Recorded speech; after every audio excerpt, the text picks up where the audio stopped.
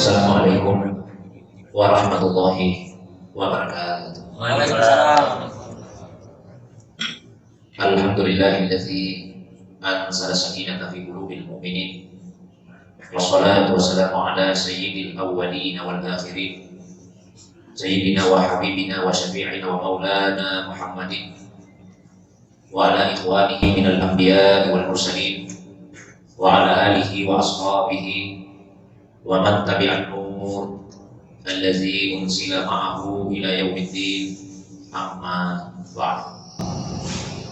Jamaah subuh sekalian yang semoga dirahmati, dimuliakan oleh Allah Subhanahu wa taala. Alhamdulillah, segala puji tentunya hanyalah milik Allah Subhanahu wa taala semata-mata. Dialah Allah yang telah menciptakan manusia dan menyempurnakan penciptaannya, memberikan sekian banyak potensi dan kemampuan kepada manusia. Allah yang mengaruniakan kita akal, hati dan juga nafs. Dengan hati kemudian manusia bisa merasa, dengan akal manusia bisa berpikir, dan dengan nafs manusia kemudian mempunyai kehendak. Maka sungguh beruntunglah yang mensucikan jiwanya, dan sungguh merugilah yang mengotori jiwanya. Salawat dan juga salam semoga senantiasa Allah curahkan kepada kekasih kita Rasulullah Muhammad sallallahu alaihi wasallam. Begitu pula kepada keluarga beliau, para sahabat dan juga pengikutnya yang senantiasa istiqamah menghidupkan sunnah Nabi sallallahu alaihi wasallam. Beliaulah Nabi yang telah mengajarkan kepada kita bagaimana mensucikan hati-hati kita dari sifat-sifat yang tercela dan menghiasinya dengan sifat-sifat yang terpuji, sehingga bisa mencapai martabatul ihsan, yaitu beribadah kepada Allah seperti melihatnya. Dan jika tidak bisa sampai pada tingkat yang seperti itu, paling tidak beribadah dan yakin dilihat atau diawasi oleh Allah Subhanahu wa taala. Jamaah subuh yang dirahmati, dimuliakan oleh Allah Subhanahu wa taala. Pertemuan yang terakhir telah sama-sama kita membahas tentang mukhalafatun nafs, menyelisihi jiwa atau nafsu. Dan telah kami sampaikan bahwa kata nafs di dalam Al-Quran dan begitu juga di dalam hadis Nabi Sallallahu Alaihi Wasallam mempunyai beberapa makna.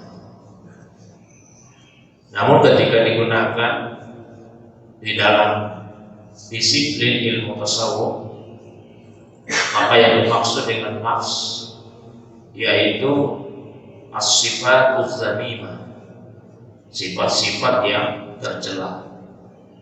Sehingga bahasan yang lalu maknanya adalah mukhalafatun nafs, bagaimana menyelisihi nafsu itu, karena dia adalah sifat-sifat yang tercela, atau nafsu yang berada pada tingkat yang paling rendah, yaitu nafsu ammarah bisu, nafsu yang benar-benar kuat untuk mendorong manusia kepada keburukan.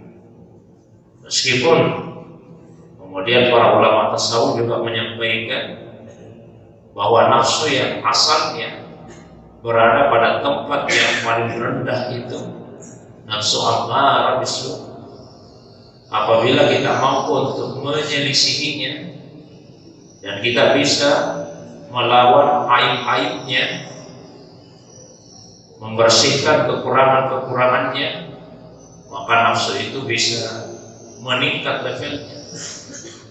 Awalnya dia akan naik kepada nafsu lawwamah, nafsu yang mencela dirinya karena kurangnya ibadahnya kepada Allah, nafsu yang mencela dirinya karena tidak mampu menghalangi dirinya dari melakukan perbuatan maksiat. Bahkan kemudian dia akan naik levelnya kepada nafsu mutmainnah, nafsu yang tenang dalam beribadah kepada Allah. Namun sebelum sampai kepada nafsu mutmainnah, dia akan berada sejenak pada level nafsu mulham, yaitu yang mendapatkan ilham atau potensi pengetahuan dari Allah, sehingga dia bisa mengenali fujur dan takwanya, potensi buruk dan potensi ketakwaan pada dirinya. Pada akhirnya dia akan memilih ketakwaan, maka naiklah kepada nafsu mutmainnah tadi. Berikutnya dia akan menjadi nafsu yang radiyah, yang selalu ridha menerima apapun yang Allah takdirkan dalam hidupnya. Karena ada manusia yang rajin ibadah, tapi ketika ditimpa satu musibah, diberikan cobaan oleh Allah, jiwanya kemudian menjadi goyah. Dia berada dalam kegelisahan. Jiwanya mutmainnah tapi belum sampai kepada level yang radiyah, yang rela menerima, yang lapang menerima apapun putusan Allah SWT dalam hidupnya. Ketika ia benar-benar sepenuhnya ridha dengan keputusan Allah Subhanahu wa taala atas dirinya, maka Allah pun akan meridainya. Berubahlah nafsu menjadi nafsu mardiyah. Dan kalau Allah ridha kepadanya, Allah akan membuat makhluk ridha kepada dirinya. Maka meningkatlah level nafsunya itu menjadi nafsu kamilah, nafsu yang paripurna. Itulah nas para anbiya, para awliya dan para muqarrabin, mereka yang dekat dengan Allah Subhanahu wa taala. Itu kurang lebih apa yang sudah kita bahas yang lalu. Nah, nafsu sekali lagi mempunyai uyuh, mempunyai aib-aib, mempunyai kekurangan, dan ini yang mesti kita bersihkan. Salah satu aibnya, dan ini yang akan mulai dibahas pada lanjutan kitab Ar-Risalah Al-Qusairiyah ini, mulai dari suku ini. Aibnya yang pertama adalah al-hasad, al-hasad atau iri hati. Imam Al-Qusairi mengawali pembahasan tentang hasad ini dengan menukil firman Allah Subhanahu wa taala yang terdapat pada surah Al-Falaq.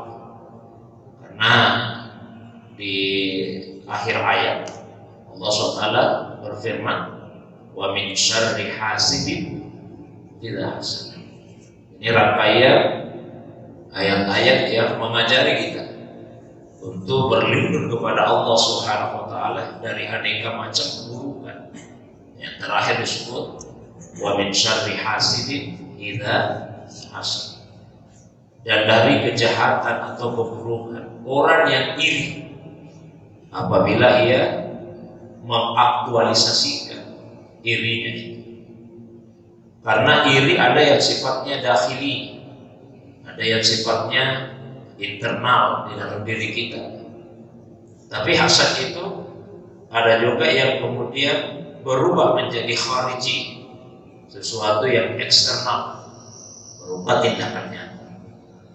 Hasad yang merupakan sifat dakhili yang ada di dalam diri, yaitu tamanni zawalin nikmah. Ada keinginan, ada harapan untuk menghilangkan nikmat yang Allah Subhanahu wa taala karuniakan kepada orang lain. Dalam diri itu selalu ingin supaya nikmat yang Allah berikan kepada orang lain hilang. Ketika melihat ada orang yang dikaruniai oleh Allah Subhanahu wa taala misalnya dengan kekayaan, dia ingin supaya kekayaan itu hilang dari orang tersebut. Ada yang dikaruniai oleh Allah Subhanahu wa taala dengan jabatan, dia ingin supaya jabatan itu hilang dari dirinya. Dia melihat ada orang yang dikaruniai oleh Allah Subhanahu wa taala dengan syuhrat, dengan popularitas, dengan nama yang baik yang dikenal orang. Dia ingin agar kemudian popularitas itu menjadi hilang atau bahkan berubah, dikenal dengan sesuatu yang buruk. Perasaan di hati atau keinginan di hati untuk menghilangkan nikmat pada orang lain, itulah yang disebut dengan hasad. Sifatnya dahsyat. Tapi kemudian diwujudkan dalam bentuk usaha. Tadinya cuma keinginan di hati, lalu kemudian diwujudkan, diikuti dengan usaha-usaha. Berusaha bagaimana supaya kekayaan itu betul-betul hilang dari yang memilikinya. Dia betul-betul berusaha supaya orang yang menduduki jabatan itu turun dari jabatannya. Dia betul-betul berusaha agar orang yang dikenal baik di tengah-tengah masyarakat kemudian menjadi buruk penilaian orang kepadanya. Itu hasad yang diwujudkan secara faktual. Kayak tadi menyebut wa min syarri hasidin idza hasad. Kita berlindung kepada Allah dari keburukan orang yang iri dalam dirinya, apalagi ketika ia hasad, mewujudkan irinya itu dalam bentuk perbuatan. Dia setelah itu Imam Al-Qushayri melanjutkan dengan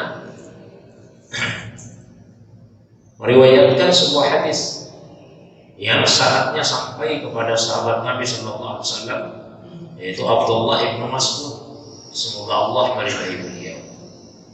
Beliau berkata, Inna Nabiyya Sallallahu Alaihi Wasallam qala salasun hunna aslu kulli khati'atin fattaquhunna wahzaruhunna iyyakum wal kibar fa inna iblisa hamalahul kibar ala an la yasjuda li adam wa iyyakum wal hirsa fa inna adama hamalahul hirsu ala an akala min asy-syajarah wa iyyakum wal hasada fa inna ibnai adama innama qatala ahaduhuma sahibahu hasada. Salasun, ada 3 hal. Hunna aslu kulli khati'ah, yang merupakan asal dari semua khati'ah. Khati'ah yang dimaksud di sini adalah maksiat. Khati'ah itu beda dengan khata atau kesalahan. Kalau khata adalah lawan dari kesengajaan. Ada perbuatan kita lakukan sengaja, amdan. Ada yang khata. Kalau khata ada, itu bukan dosa. Meskipun ada yang terkena konsekuensi hukum dari perbuatannya. Ada orang yang membunuh, dia tidak sengaja. Maksudnya, misalnya melempar burung, tiba-tiba batunya kena kepala orang, meninggal orang tersebut. Itu hak, dia tidak berdosa. Tapi tetap ada konsekuensi hukumnya karena menghilangkan nyawa orang. Ada yang bawa kendaraan karena mengantuk menabrak orang, misalnya dia tidak sengaja, itu hak. Yang dimaksud di hadis ini khati'ah adalah maksiat. Karena kadang-kadang khati'ah itu diterjemahkan juga dengan kesalahan, nanti kemudian menjadi kabur, maknanya dengan khata. Jadi ada 3 hal yang merupakan induk dari semua maksiat yang dilakukan oleh manusia. Nabi ingatkan, fattaquhunna wahzaru, maka peliharalah dirimu dari 3 pokok atau 3 penyebab kemaksiatan ini. Wahzaruhunna, dan waspadailah dirimu dari ketiganya. Pertama, iyyakum wal kibar, jauhkanlah dirimu dari sifat takabbur. Fa inna iblisa hamalahul kibaru ala an la yasjuda li adam. Karena sifat takabbur itulah yang telah menyebabkan iblis tidak mau sujud kepada Nabi Adam alaihissalam. Wa iyyakum wal hirsa, dan peliharalah dirimu dari ambisi. dari keinginan, dari kerakusan, dari sifat tamak. Wa inna Adam hamalahu al-hirsu ala an aqala min asy-syajar. Karena sesungguhnya keinginan yang berlebihan itulah yang telah menyebabkan Nabi Adam memakan buah dari pohon yang ada di dalam surga.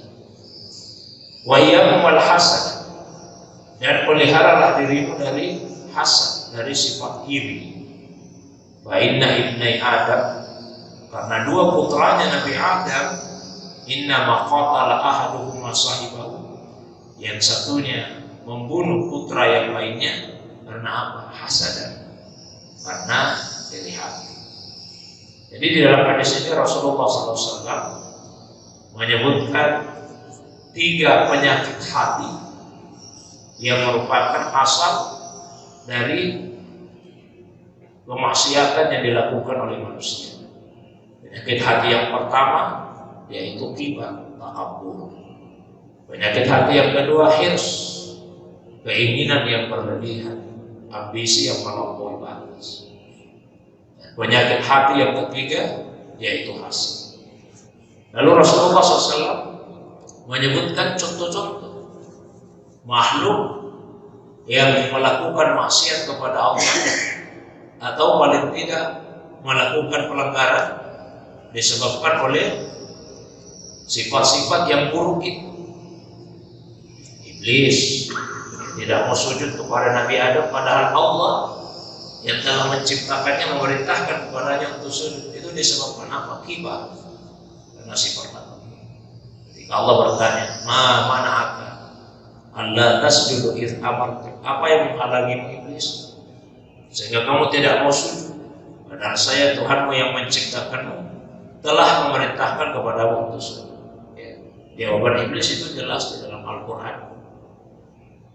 Iblis menjawab, saya lebih baik daripada dia. Ana khairun min, khalaqtani min nar wa khalaqtahu min tin. Engkau menciptakan saya dari tanah, sementara Adam engkau menciptakan saya dari api, sementara Adam engkau ciptakan dari tanah. Maka saya yang tercipta dari api lebih baik daripada Adam yang tercipta dari tanah. Iblis keliru karena menganggap kemuliaan itu disebabkan oleh asal penciptaan. Bukan asal penciptaan yang menentukan kemuliaan sesuatu. Kemuliaan makhluk. Yang menjadi penentu kemuliaan makhluk itu adalah ketaatannya kepada yang menciptakannya. Bukan asal penciptaan, tapi ketaatannya kepada yang menciptakan. Iblis meskipun tercipta dari api, dia bisa menjadi mulia kalau dia taat kepada Allah. Dan itu pernah dia alami sebelum membangkang kepada Allah. Iblis yang sebetulnya berasal dari kelompok jin itu seakan-akan bakal lebih istimewa daripada malaikat, karena taatnya, rajinnya ia beribadah kepada Allah SWT. Tapi begitu ia takabur, maka ia kemudian menjadi turun derajatnya serendah-rendahnya. Jadilah dia iblis yang tadinya namanya adalah Azazel, yang disebut iblis, yang terlaknat, yang jauh dari rahmat Allah Subhanahu wa Ta'ala. Jadi bukan asal penciptaan yang menentukan kemuliaan sesuatu, tapi ketaatannya kepada Allah SWT. Manusia juga begitu. Bukan dari keluarga mana kita berasal, bukan status sosial kita, kaya miskinnya seseorang, pejabat atau rakyat biasa, tinggal di kota atau di pedesaan, pekerjaannya apa. Tapi yang menentukan adalah taat atau tidaknya seorang manusia itu kepada Allah Subhanahu wa Ta'ala. Ketika kita taat kepada Allah Subhanahu wa Ta'ala, melaksanakan perintahnya, menjauhi larangannya, kita akan menjadi orang yang bertakwa dan paling mulia di sisi Allah Subhanahu wa Ta'ala. Dalam Al-Quran Allah menegaskan, inna akramakum indallahi at-taqwa. Sesungguhnya yang paling mulia di sisi Allah di antara kalian adalah yang paling bertakwa. Kemudian yang kedua al-hirs, keinginan yang berlebihan atau ambisi. Ini yang menyebabkan Nabi Adam alaihissalam memakan buah dari pohon yang ada di surga. Padahal Allah melarang. Allah Subhanahu melarangnya. Itu disebabkan iblis yang menggodanya, bahkan sampai bersumpah kepadanya, penguasa malam. Dia bersumpah kepada keduanya, saya ini betul-betul menasehati dia, perbuatan yang baik. Sehingga sebagai lama kita itu menyatakan Nabi Adam alaihissalam sampai mempercayai omongan iblis itu karena dia bersumpah di bawah nama Allah Subhanahu. Nabi Adam tidak pernah membayangkan ada makhluk yang berani berdusta mengatasnamakan Allah. Hanya ada makhluk yang bersumpah bahwa nama Allah. Jadi pasti benar ini yang dia sumpah. Akhirnya Nabi Adam lupa terhadap larangan dari Allah SWT. Sebetulnya kalau orang lupa itu tidak berdosa. Jadi kalau lupa kemudian melakukan sesuatu itu tidak berdosa. Nabi Adam itu disebut di Al-Quran lupa. Hanya saja tingkatan manusia kan beda-beda. Manusia biasa yang lupa dengan Nabi yang lupa itu beda konsekuensinya. Bahasa ulama kita hasanatul abrar sayyiatul muqarrabin, kebaikannya orang-orang yang baik itu mungkin masih dianggap buruk kalau dilakukan al-muqarrabin, dilakukan oleh orang-orang yang dekat kepada Allah Subhanahu wa taala.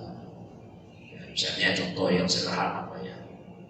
Kalau orang-orang yang biasa datang ke masjid misalnya ya, pakai celana jeans, pakai baju kaos, kan biasa-biasa saja, biasa. Jadi kalau misalnya katakanlah imam masjid kita, dia datang ke masjid pakai celana jeans, pakai baju kaos juga jadi imam, kan bukan sesuatu yang biasa-biasa saja.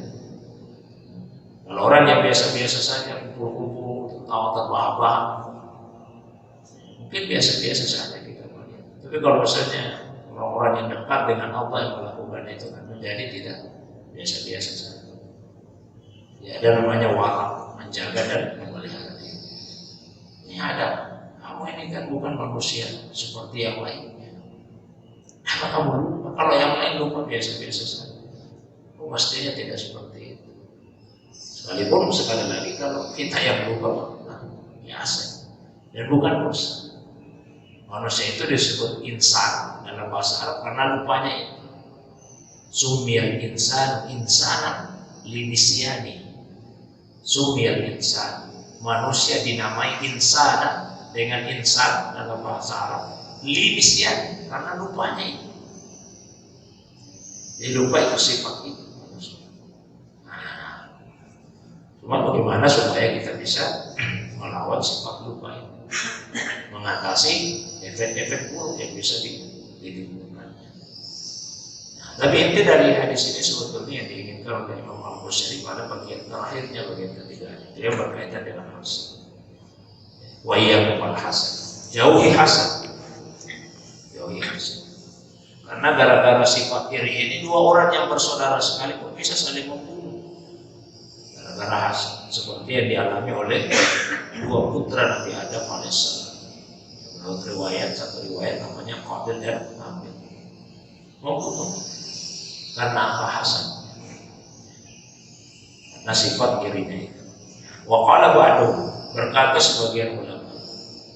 Kalau di kitab ini disebut sebagian ulama atau sebagian mereka, itu yang dimaksud adalah para ulama-ulama sufi yang fokusnya itu pada penyucian hati. Ulama pada umumnya dibagi dua. Ada ulama khusus, ada ulama nufus. Ulama khusus itu adalah ulama teks, ulama baca Quran, baca hadis. Jadilah mereka ulama. Akhirlah misalnya ulama-ulama tafsir, ulama hadis, ulama fikih.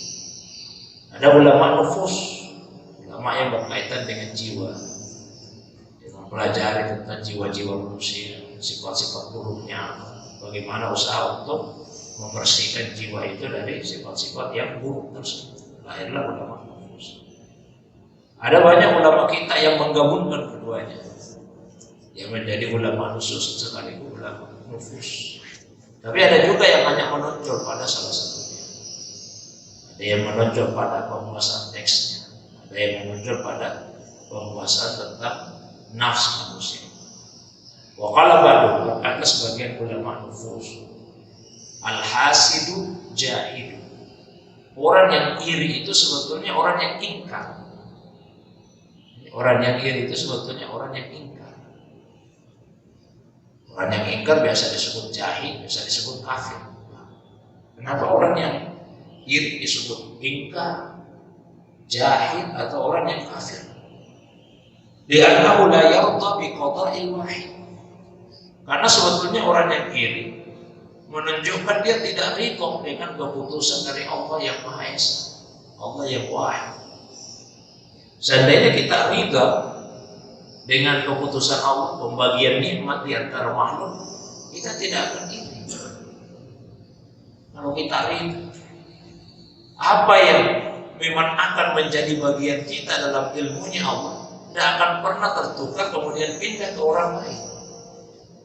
Dan apa yang dalam ilmunya Allah menjadi bagian dari orang lain tidak akan pernah tertukar lalu pindah kepada diri kita. Jadi iri itu tidak akan bisa menukar pembagian rezeki yang sudah ditetapkan oleh Allah Subhanahu wa taala. Maka orang yang iri sejatinya adalah orang yang jahil, orang yang kafir. Memang ada yang kafir secara itikadi, ya, itikad, ada yang kafir nikmat. La in syakartum la azidannakum wa la in kafartum inna adzabi lasyadid. Jika kalian benar-benar bersyukur, pasti saya tambah nikmat. Tapi jika kalian kafir, ini bukan kafir khuruj anil Islam, bukan kafir keluar dari Islam, tapi kafir khuruj anil ihsan, keluar dari ihsan. Ada kekafiran yang mengeluarkan manusia itu dari Islam, ada yang mengeluarkan dia dari ihsan, kufur terhadap nikmat Allah Subhanahu wa taala. Kemudian di dalam Al-Quran Allah Subhanahu wa taala berfirman di surah Al-A'raf ayat 33, innama harrama rabbiyal fawahish ma zahara minha wa ma batan. Sesungguhnya Tuhanku telah mengharamkan al-fawahish, hal-hal yang keji, ma zahara minha wa ma batan, baik hal-hal yang keji yang zahara, yang nampak, yang kelihatan, wa ma batan, maupun hal-hal yang keji yang tersembunyi. Hal yang keji yang zahar, yang kelihatan, misalnya berzina, di Al-Quran sering disebut wala taqrabuz zina, jangan dekati zina, innahu kana fahisha wa sa'a sabila. Karena zina itu fahisha, perbuatan yang keji, kotor. Keji itu kotor, yang seandainya Allah tidak melarangnya, manusia mestinya juga menjauhi, karena akalnya yang sehat dan nuraninya yang bersih tidak akan menerima itu keji. Hal-hal yang keji yang zahir, yang nampak, yang kelihatan. Tapi ada yang fawahish, yang batan, yang tersembunyi. Apa itu? Qila, ulama kita, ma batan, hal-hal yang keji yang tersembunyi itu adalah hasad, iri hati. Iri hati itu sesuatu yang keji sebetulnya, yang seandainya Allah tidak melarang kita, mestinya kita pun tetap menjauhinya. Wa fi ba'dil kutub, di beberapa kitab itu disebutkan al-hasidu adu nikmat. Orang yang iri adalah musuh dari nikmat. Itu firman Allah SWT. Bahwa orang yang keji itu artinya dia memusuhi, orang yang iri itu artinya dia memusuhi nikmatnya Allah Subhanahu wa taala. Hasad pasti akan memberikan manfaat dalam kehidupan kita. Menghindari hasad pasti akan memberikan manfaat dalam kehidupan kita, dan sebaliknya punya sifat hasad akan memberikan dampak buruk dalam kehidupan kita. Misalnya keburukannya jadi disebut asarul hasadi yatabayyanu fika qabla ayatabayyana fi aduwi. Pengaruh iri itu akan jelas pada dirimu sebelum jelas pada musuh. Kita iri sama orang itu, tapi sebelum keburukan itu terjadi pada orang yang kita cemburui, terlebih dahulu keburukannya itu akan menimpa diri kita. Lebih dulu kita yang kena keburukan. Orang yang iri, hatinya tidak akan pernah lapang, hatinya akan selalu gelisah. Dia sibuk memikirkan orang yang karena naik hati itu, dia gelisah, rusak.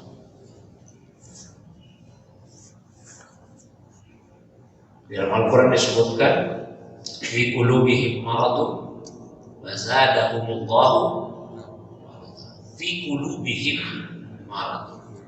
Di dalam hati-hati mereka ada satu penyakit. Penyakit yang dimaksud di situ penyakit iri. Wa zadahumullahu maradun. Maka Allah tambahkan kepada mereka maradun, penyakit yang lain. Kegelisahan, kecemasan. Mestinya kalau secara bahasa itu disebut fi qulubihim, di dalam hati-hati mereka. Mestinya kemudian lanjutannya maka Allah tambahkan ke dalam hatinya. Ini tidak disebut Allah tambahkan ke hatinya, tapi Allah tambahkan kepada mereka. Mengapa seperti itu? Karena kalau hati yang rusak, rusak semua. Satu tubuh itu rusak semua. Ala inna fil jasadi mudghah. Ketahuilah di dalam diri kita ada mudghah. Sekarang daging, idza salahat salahal jasadu kullu. Kalau dia baik-baik seluruh tubuh. Wa idza fasada jasad. Tapi kalau dia rusak seluruh tubuh. Kalau di dalam hati sudah ada sifat iri nih, ada sifat iri dalam hati. Allah akan tambah penyakit yang lain, bertambah terus penyakitnya, sehingga menjadi rusak seluruh tubuh. Tapi sebaliknya, orang yang lapang hatinya, jauh dari sifat iri, insya Allah tenang hidupnya, jauh dari kegelisahan, umurnya pun akan panjang. Ini diceritakan oleh Waqala al-Asmu'i, seorang ulama, bercerita, Ra'aitu A'rabiyyan, saya pernah ketemu seorang Arab kampung, Arab pedalaman, yang umurnya atat alaihi mi'a wa isrun, umurnya 120 tahun. Ketemu orang Arab kampung itu, umurnya 120 tahun. Fakultu, maka saya kemudian berkata, takjub saya, aku ala umur, panjangnya umurmu 120 tahun, masih segar, sehat-sehat 120 tahun. Apa jawaban orang tadi? Ya, dia menjawab, sampaikan rahasia, tarakul hasan. Saya tinggalkan sifat iri, maka saya masih hidup. Karena saya tinggalkan sifat iri, lapang hati saya, pusing saya dengan urusan orang lain. Makanya saya kemudian panjang umur. Itu baik. Jadi kalau orang yang iri, hatinya sempit, banyak penyakit, sini berganti akan berdatang. Jamaah yang dirahmati dimuliakan oleh Allah Subhanahu wa Ta'ala. Kemudian wa fi ba'dil asar, pada beberapa asar riwayat itu disebutkan ya, anna fis sama'il khamisah malakan yamurru bihi amalu kulli 'abdin. Di langit kelima itu ada satu malaikat. Semua amal manusia akan lewat, naik ke atas itu, akan berusaha lewat. Jadi amal itu naik dari bumi ini, naik terus, lewati langit pertama, kedua, ketiga, keempat, kelima, sampai kepada Allah Subhanahu wa Ta'ala. Ada beberapa amal yang terhalang sejak awal, ada yang hanya sampai berapa penggal saja dari atas kepala, ada yang lewat ke langit tapi kemudian tidak melewati seluruhnya. Nah, ada yang hanya sampai di langit kelima, amal itu kemudian turun kembali. Walahu dakum kadawi syams. Malaikat yang ada di langit kelima itu punya sinar seperti sinar matahari. Beberapa amal yang akan melewatinya. Fayaqulu, lalu ia berkata, kif, berhenti amal, berhenti. Udah sampai di sini tempat kembali. Wa ana malakul hasad. Saya ini malakul hasad, malaikat yang mengurusi amalan-amalan yang dilakukan oleh orang yang iri. Urusanku itu. Yang dibawa-bawa bisa lolos, terdeteksi itu. Nah, tapi saya tidak lolos. Adribu bihi wajah saya. Saya akan memukulkan amal itu ke wajah pelakunya, fa'innahu hasid, karena dia iri. Bahaya. Sudah setengah mati itu amal naik sampai langit 5, diturunkan lagi ke bawah oleh malakul hasad. Yang banyak dirahmati, dimuliakan oleh Allah SWT sepanjang. Tapi kemudian penting juga kita lihat apa tanda-tandanya orang yang hasad itu, yang hasad itu, orang yang iri. Ayatamallaka idza syahida wa yaqtab idza qaba wa yasmitu bil musibah idza nas. Di antara tanda orang yang iri ada 31. Kalau kita ada di depannya, ucapannya sampai selalu menyakitnya. Baik ucapannya, memuji-memuji, menyanyi. Tapi begitu kita tidak ada di hadapannya, wayang betapa dia mulai menghibah, menceritakan yang buruk-buruk. Jadi hati-hati juga kalau ada orang suka memuji kita di hadapan. Mungkin di belakang ketika kita sudah pindah, malah dia menghibah, menceritakan hal yang buruk. Bagus ucapannya jika di hadapannya. Begitu kita membelakang, mulai dia. Dan pada saat kita ditimpa musibah, pada saat kita ditimpa musibah, dia malah senang atas musibah yang menimpa kita. Jadi kalau ada di antara kita yang merasa kalau ada orang ditimpa musibah, kita merasa senang. Kalau ada orang lain di hadapan kita, kita puji-puji, kita saja dia begitu dia pergi, lalu kemudian kita menceritakan jelek-jeleknya, keburukannya mungkin kita. Tapi insya Allah di majelis ini ada yang punya sifat ini. Ya. Apa yang menyebabkan sehingga iri itu muncul? Sebetulnya hadis itu memberi isyarat. Kenapa disebut 3 tadi? Takabur, kemudian hirs, keinginan yang berlebihan, dan iri. Karena iri itu penyebabnya bisa karena ketakaburan. Ya takabur. Hubungannya orang takabur dengan iri. Orang yang iri dia merasa hanya dia yang pantas dapat nikmat itu. Nikmat Allah ini kan sebetulnya sangat banyak, luas sekali. Tapi kalau orang takabur, ada orang dikasih nikmat, dia merasa kenapa dia dikasih? Mestinya saya yang lebih pantas mendapatkan. Atau bahkan dia tidak butuh nikmat itu, dia tidak butuh, tapi dia tetap tidak senang kalau ada orang yang memilikinya. Karena apa? Sifat takabur. Jadi mengobatinya itu dengan mengobati penyebabnya, menghilangkan penyebabnya dulu. Kalau kita iri karena sifat takabur, hilangkan dulu sifat takabur ya. Mesti tahu.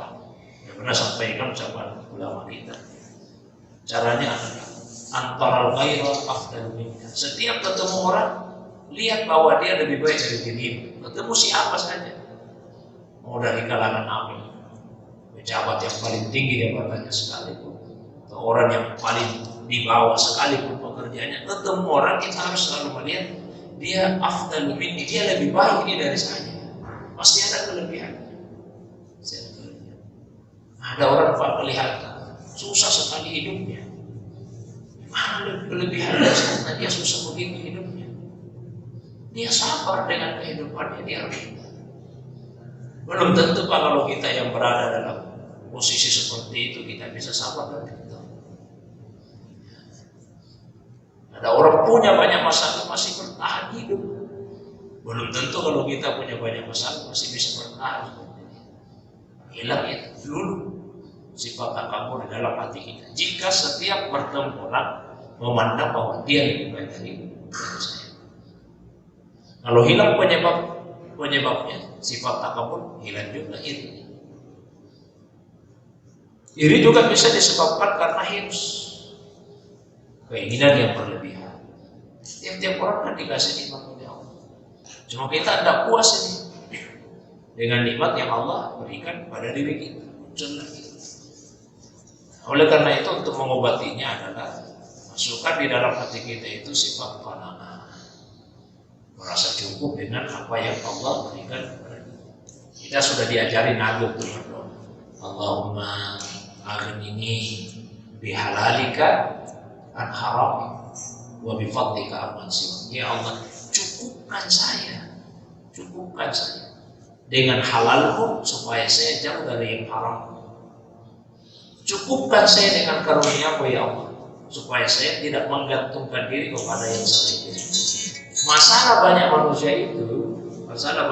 itu yang masuk sekalian, bukan masalah banyak atau sedikit, tapi masalah manusia itu sebagian besarnya adalah merasa cukup atau tidak merasa cukup. Mengapa ada orang yang korupsi? Apa hartanya sedikit? Tidak. Malah orang yang korupsi hartanya jauh lebih banyak daripada yang tidak korupsi. Tapi kenapa dia korupsi? Tidak merasa cukup dengan harta yang Allah berikan kepadanya. Mengapa orang sampai menyuap, menyogok untuk dapat jabatan yang lebih tinggi lagi? Karena dia tidak puas dengan jabatan yang sudah dimiliki. Mengapa orang sampai melakukan perselingkuhan, sampai melakukan perzinahan? Karena tidak merasa cukup dengan pasangan halal yang dia miliki. Kalau sudah merasa cukup dengan pasangan halal yang dimiliki, terjauh dari perselingkuhan dan perzinahan. Jadi sebetulnya masalah kita itu tidak merasa cukup dengan yang halal yang Allah sudah karuniakan. Misalkan kita minta, ya Allah, beri saya rasa cukup dengan yang halal supaya saya jauh dari yang halal. Beri saya rasa cukup dengan karunia-Mu ya Allah. Fadal itu pemberian yang berlebih dari apa yang semestinya kita mau. Sebetulnya jangan kita menganggap hubungan kita dengan Allah itu seperti hubungan karyawan atau pekerja dengan atas. Kita sudah kerja, berhak apa enggak. Yang Allah berikan kepada kita ini manusia jauh lebih banyak, maka tidak bisa dibandingkan dengan ibadah kita. Jangan merasa karena saya sudah rajin ibadah, rajin salat, banyak baca Quranku, banyak zikirku, saya berhak dapat pahala, berhak masuk surga. Itu menganggap hubungan kita dengan Allah seperti atasan dengan karyawan.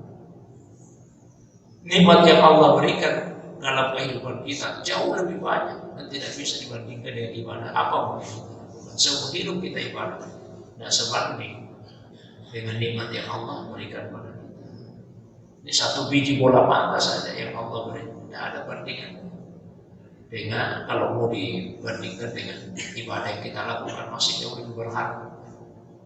Belum yang terus kenapa kita ibadah? Ibadah itu bukan untuk kepentingan Allah SWT, bukan untuk kepentingan dapat balasan seperti itu.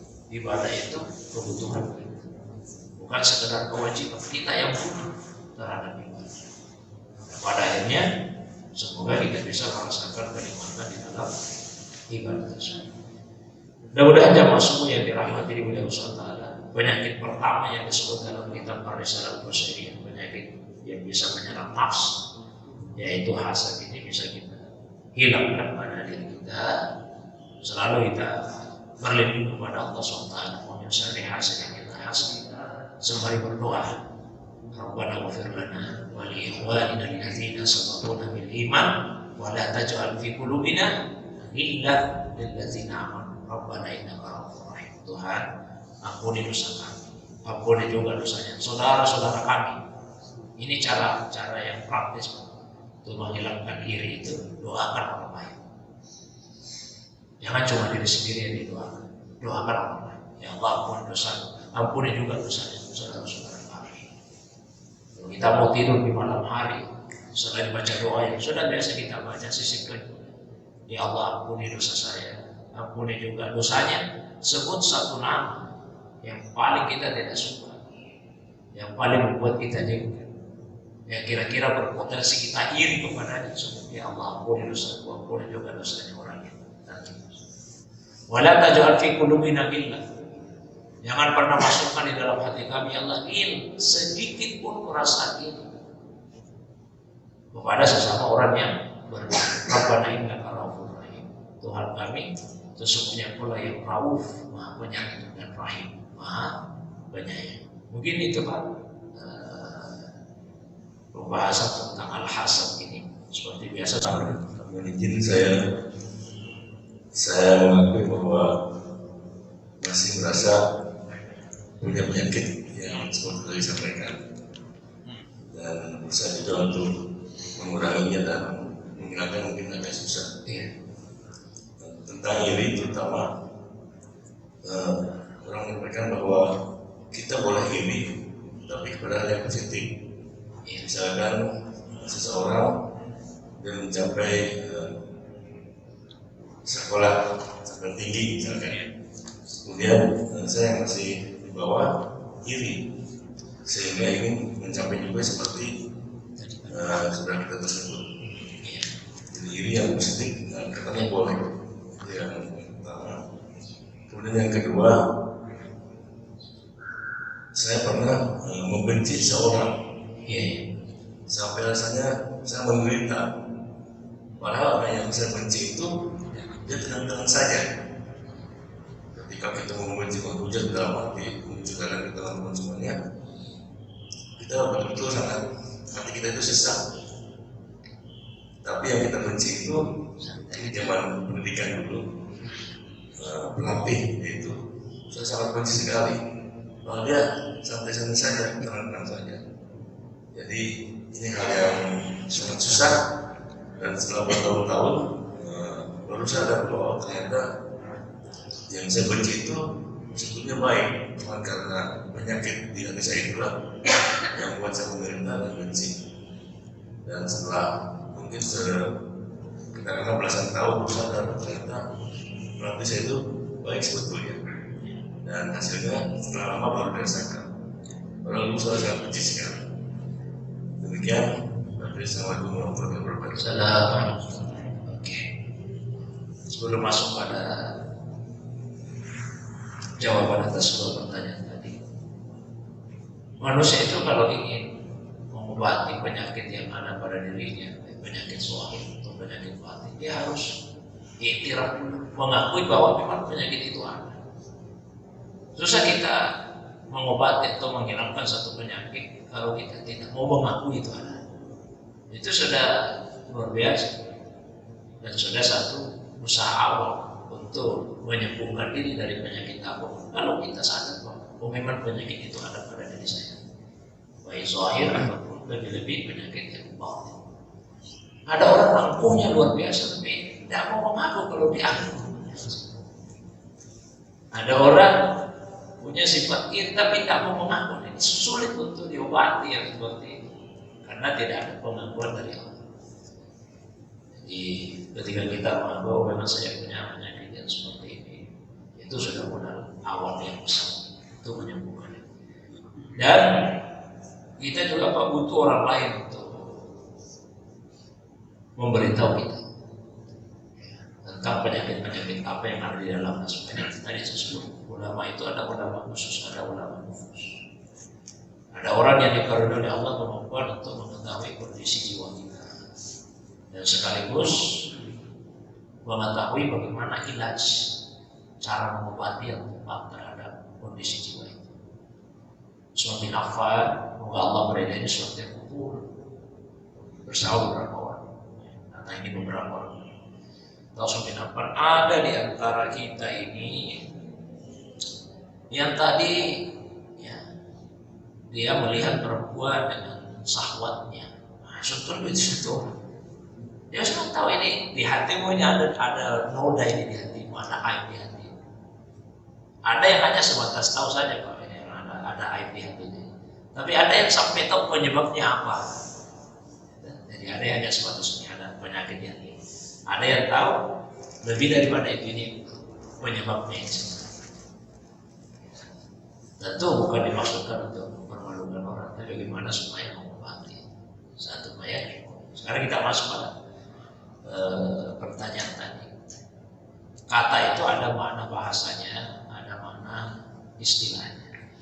Istilah itu ittifaqul qaul, kesepakatan sekelompok orang pada satu disiplin ilmu tertentu.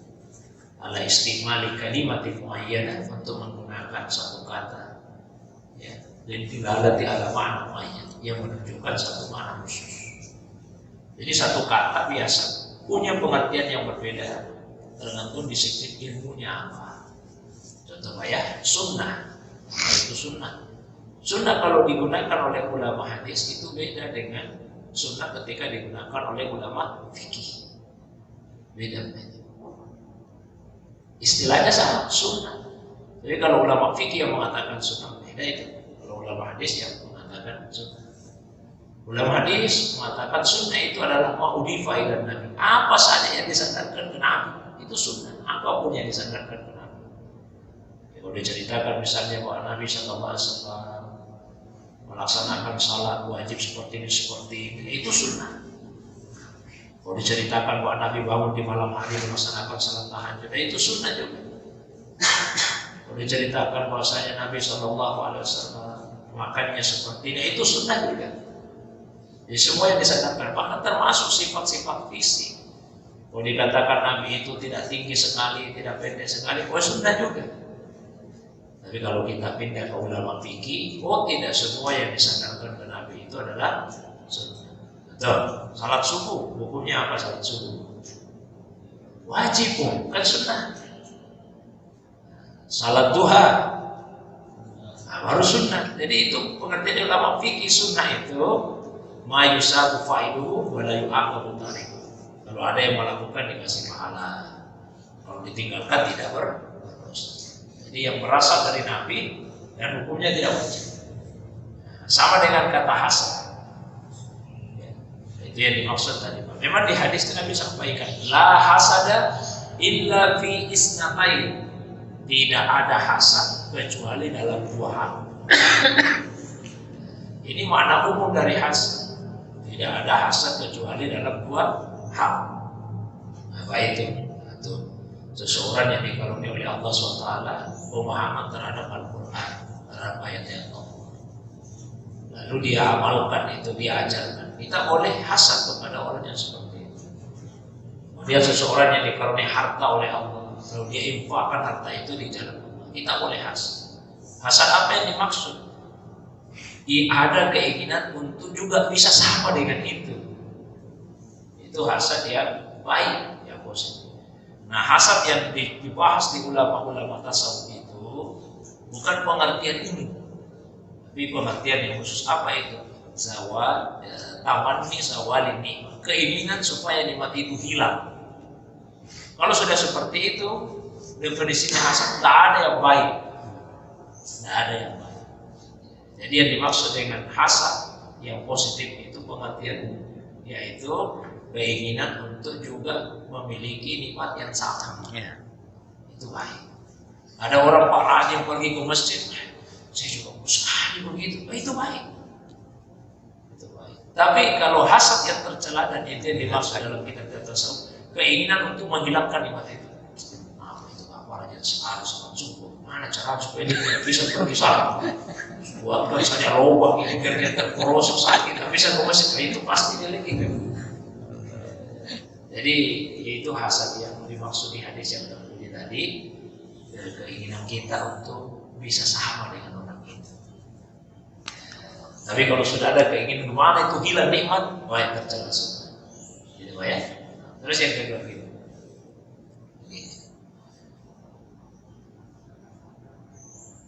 Nabi SAW menyampaikan, dan hadisnya itu diikuti juga oleh Imam Masyudi. Saya baca di kitabnya Imam Masyudi, diterima.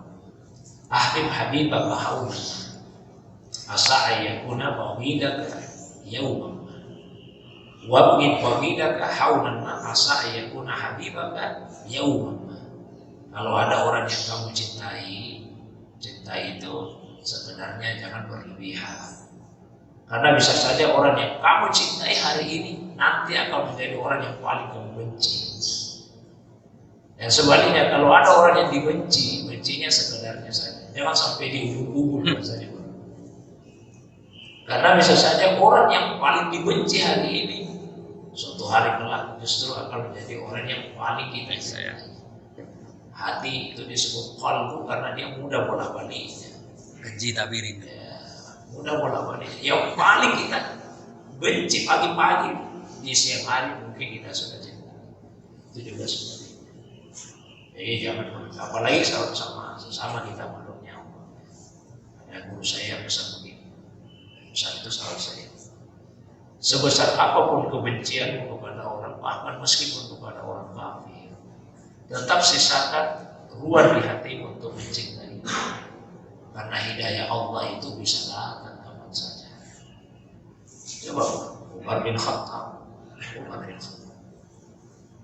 Yang luar biasa bencinya kepada Nabi, luar biasa bencinya kepada Nabi, kepada Islam. Coba kalau Nabi benci kepada Umar juga, sebagaimana ia dibenci. Jangan bisa membayangkan apa jadi. Umar kemudian dapat hidayah dari Allah. Yang tadinya paling benci Nabi, dapat hidayah, datang ke Nabi ya Rasulullah. Demi Allah, tidak ada orang yang saya cintai melebihi cinta saya kepadamu, kecuali cinta sama diri saya. Jadi hanya cinta kepada diriku yang mengalahkan cintaku kepada ya Rasulullah. Kata Nabi, belum Umar, belum. Sampai saya pun kamu cintai melebihi cintamu kepada dirimu. Umar, kalau begitu ya Rasulullah, mulai hari ini tidak ada orang yang saya cintai melebihi cinta saya kepadamu, termasuk cinta kepada diriku sendiri. Cintaku kepadamu ya Rasul lebih dibandingkan dengan cintaku kepada diriku. Kata Nabi, al-ana ya sekarang Umar, kamu sudah mencapai puncak kesempurnaan iman itu. Tidak usah kita pelihara kebencian di hati, tidak ada, merusak hati kita, merusak juga tubuh kita. Sekian banyak penyakit akan mendatangi kita jika kita membenci orang. Orang kafir sekalipun jangan orang yang kita benci, sikap kekafirannya saja. Dan di Al-Quran disebut, ya, walakin Allah habbaba ilaikumul iman wa zayyanahu fi qulubikum wa qarraha ilaikumul kufra wal fusuqa wal isyan. Allah telah membuat kalian cinta kepada iman dan menjadikan iman itu hiasan di dalam hati, dan membuat kalian benci kepada apa? Kekafiran, kefasikan dan kemaksiatan. Jadi bukan orang kafirnya, bukan orang fasiknya, orang maksiat, tapi kekafirannya, kefasikannya dan kemaksiatan. Makanya sederhananya, pandang orang bagaimanapun buruknya pasti ada kebaikan. Kemudian doakan kebaikan untuk orang yang kita rasa tidak membenci. Mungkin itu. Wallahu a'lam. Amin ya rabbal alamin. Alhamdulillahi rabbil alamin. Hamdan naimin, hamdan syakirin, hamdan yuafi ni'matil wasilah. Ya rabbana lakal hamdu kama yanbaghi li jalali wajhikal karim wa li 'azimi sultanik. Allahumma shalli ala sayyidina habibina syafi'ina maulana Muhammad. Allahumma shalli ala sayyidina wa barik alaihi. Allahumma habbib ilaina al-iman wa zayyinhu fi qulubina wa qarrih ilaina al-kufra wal fusuqa wal isyan waj'alna minal rasyidin. ربنا اغفر لنا ولإخواننا الذين سبقونا بالإيمان ولا تجعل في قلوبنا غلا للذين آمنوا ربنا إنك رؤوف رحيم. ربنا اغفر لنا ولوالدينا وارحمهما كما ربيانا صغارا. ربنا هب لنا من أزواجنا وذرياتنا قرة أعين واجعلنا للمتقين إماما. اللهم اغفر لهم وارحمهم وعافهم ووسعهم وادخلهم جنتك الكريم الذين أنعمت عليهم من النبيين والصديقين والشهداء والصالحين وحسن أولئك رفيقا. اللهم اغفر لنا واغفر لمشايخنا خصوصا واغفر لتلامذتنا يا الله واغفر لجماعتنا. ربنا آتنا في الدنيا حسنة وفي الآخرة حسنة وقنا عذاب النار. سبحانك ربي رب العزة عما يصفون وسلام على المرسلين وآخر دعوانا الحمد لله رب العالمين.